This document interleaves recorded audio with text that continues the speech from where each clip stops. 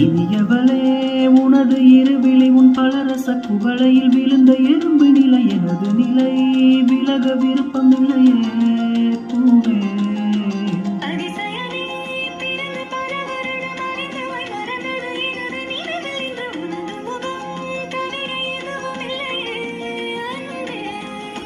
வேறாரும் வாழாத பெருவாழ்விது நினைத்தாலே மனமெங்கும் மலை தூவுது.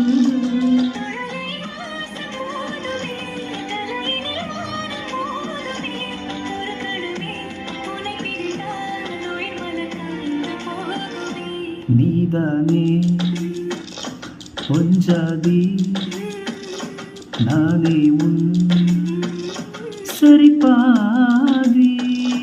நீதானே பொஞ்சாதி